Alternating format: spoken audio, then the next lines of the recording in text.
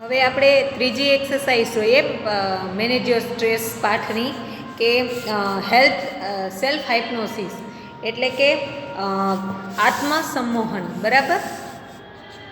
You can use this self hypnosis state to relieve mental stress. You can તમે છે આપણે એ આત્મસંમોહન છે બરાબર એનું આ એક્સરસાઇઝ છે એ માનસિક તણાવ સ્ટ્રેસમાંથી આપણે રાહત મેળવવા આનો ઉપયોગ કરી શકીએ છીએ. Try the following exercise. નીચેની છે આ એક્સરસાઇઝ કરો. It becomes easier with your eyes closed. અને આંખો બંધ રાખીને તમે આને વધુ સહેલી બનાવી શકશો. હવે એનું પહેલું સ્ટેપ જોઈએ.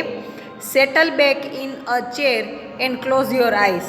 ખુરશીમાં આરામથી બેસો અને તમારી આંખો બંધ કરી દો.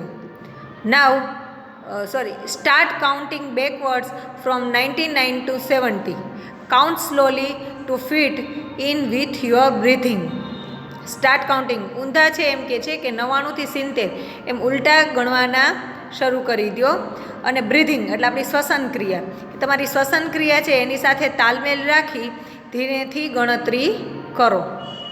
પછી ત્રીજું, નાવ count down 69 to 30 while imagining walking down the steps of beautiful staircase. Feel yourself walking down in time with your breathing.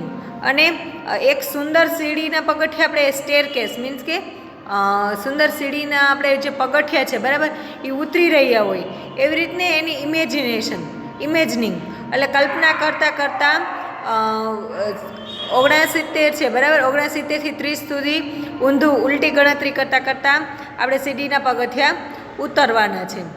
Feel your self walking down in time with your breathing. અને શ્વાસ લેતા લેતા છે એ નીચે ઉતરવાનું છે. C the beautiful grand staircase stretching ahead of you.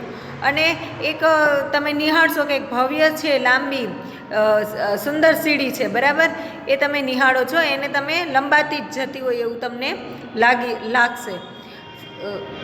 With your breathing see the beautiful grand staircase stretching ahead of you. Imagine the steps are carpeted so that your progress is as effortless as possible. અને આપણે જે કલ્પના કરીએ છીએ બરાબર કે પગથિયા છે એમાં ગાલીચો પાથરેલા છે અને જેથી તમારી જે પ્રગતિ છે આપણી પ્રોગ્રેસ છે પ્રગતિ છે એ એફોર્ટલેસ એટલે કે અનાયાસે છે એ ખૂબ સારી પ્રગતિ બને આપણી શક્ય એટલી પોસિબલ થાય એટલું આપણે કલ્પના કરવાની છે સારી. Then count down from 29 to 0 while imagining drifting further down in luxurious lift as. હવે પછી એવી રીતના કરવાનું છે કે આપણે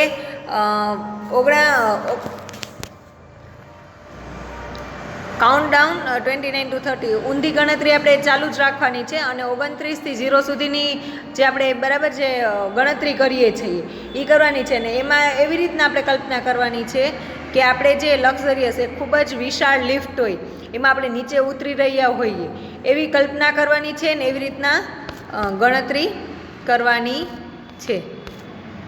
large as room carpeted with view of landscape outside.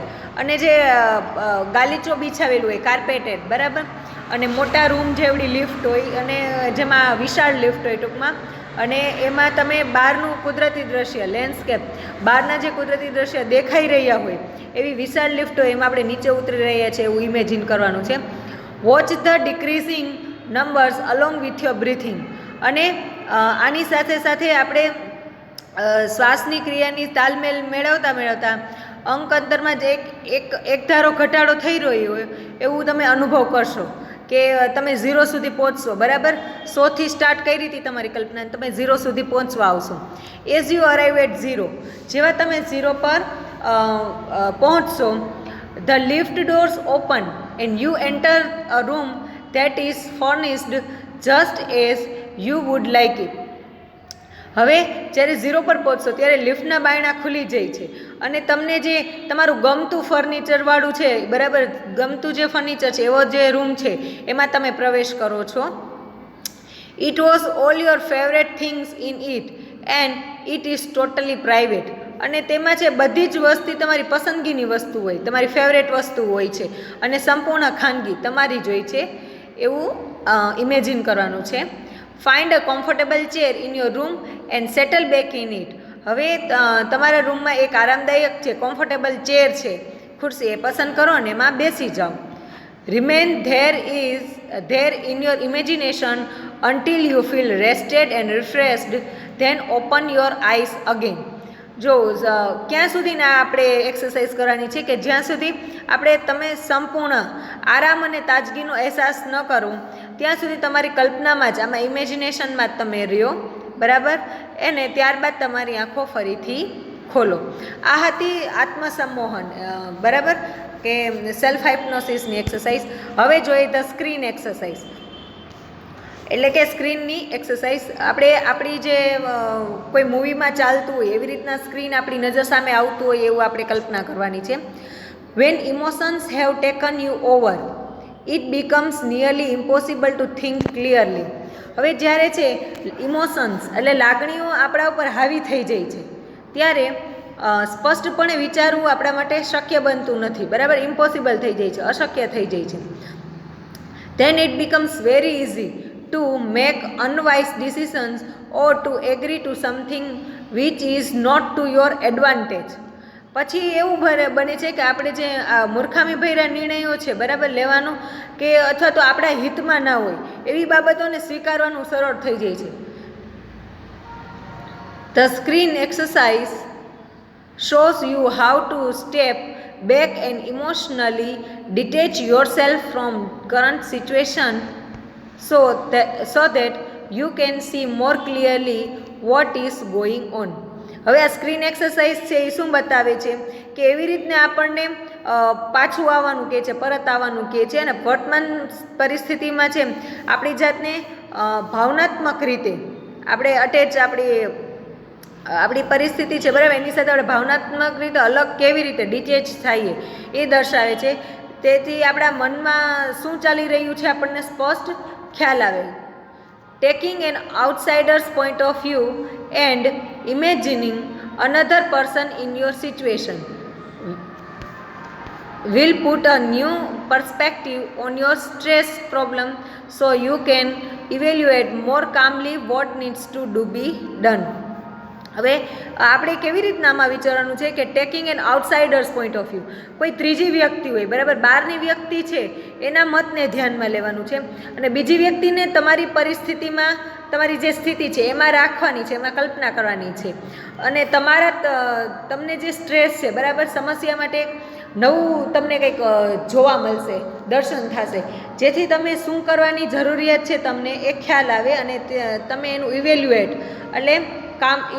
મોર કામલી તમે એનું શાંતિથી મૂલ્યાંકન કરી શકો કે મારે what need to be done, મારે શું કરવું જોઈએ એનો આપણને વધુ સ્પષ્ટ ખ્યાલ આવે. તો જોઈએ હવે એના સ્ટેપ્સ છે. With your eyes closed think about situation that is currently causing the stress.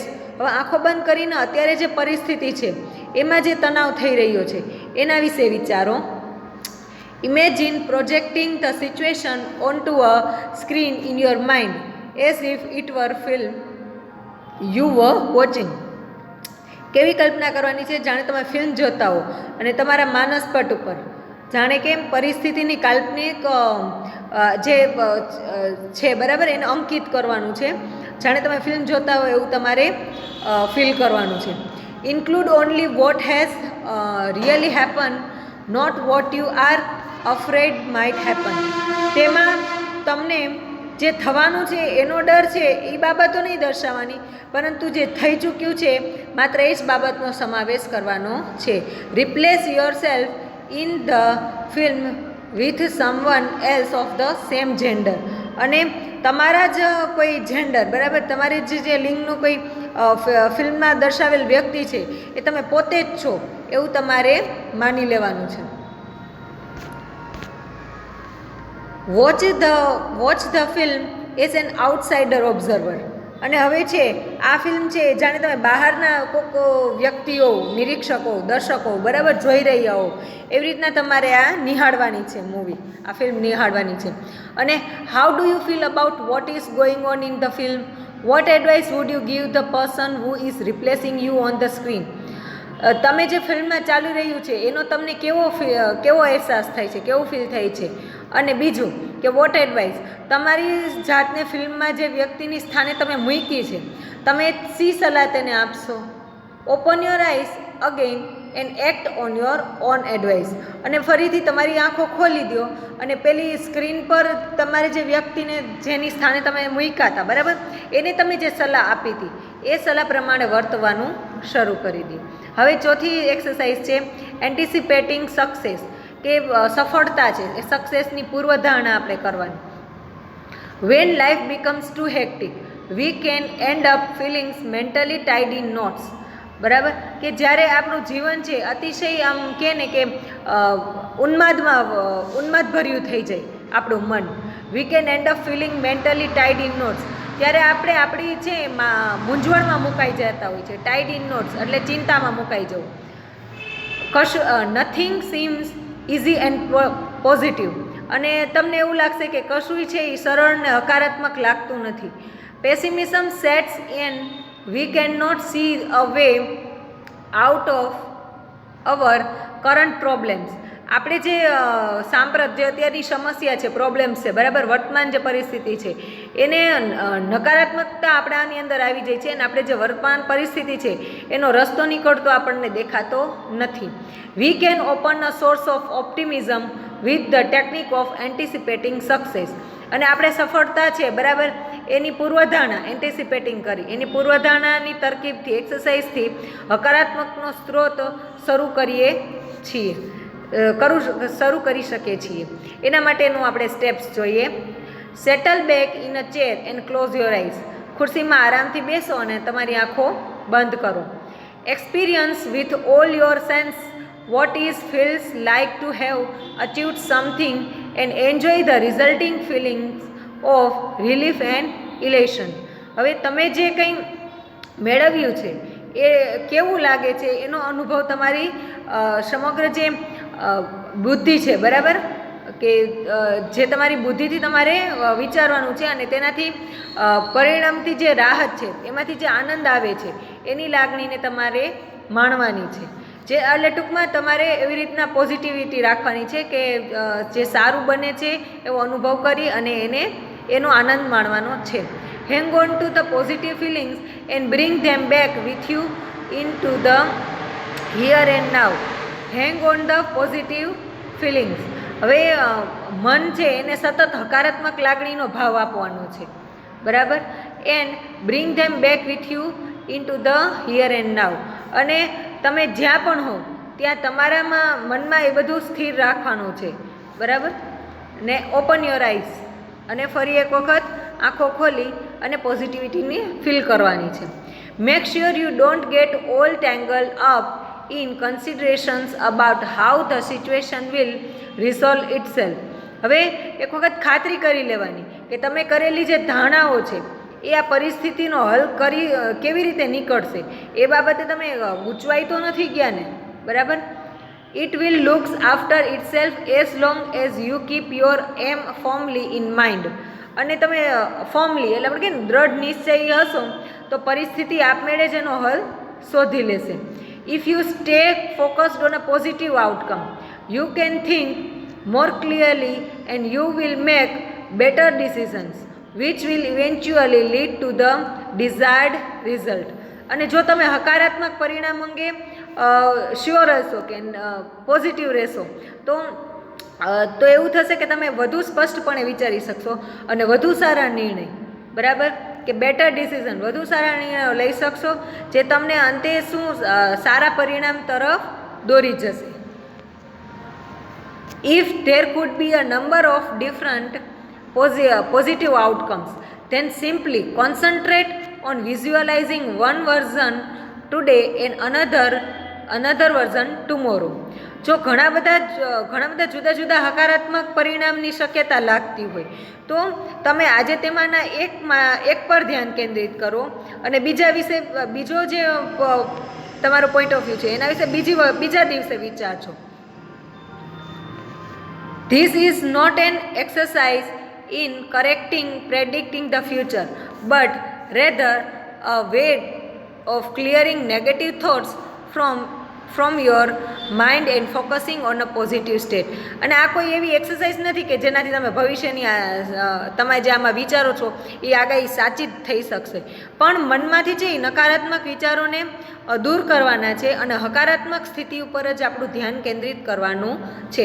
આમ આપણે આ 4 એક્સરસાઇઝ છે જોઈ, બરાબર, કે પ્રથમ છે સ્ટોપ ઓવર થિંકિંગ, વધુ પડતું વિચારવાનું નહીં. પછી સેલ્ફ હાઇપ્નોસિસ એટલે આત્મસંમોહનની સ્થિતિ. પછી ધ સ્ક્રીન એક્સરસાઇઝ, બરાબર, કે આપણી નજર સામે આપણે ફિલ્મમાં ચાલતું હોય એ રીતના બધું આપણે ઇમેજિન કરવાનું છે. અને એન્ટિસિપેટિંગ સક્સેસ કે સફળતાની આપણે પૂર્વધારણા કરી કે પોઝિટિવ થિંકિંગ રાખી, આશાવાદી રહી અને પ્રોબ્લેમને સોલ્વ કરવાની કોશિશ કરવાની છે. અસ્તુ.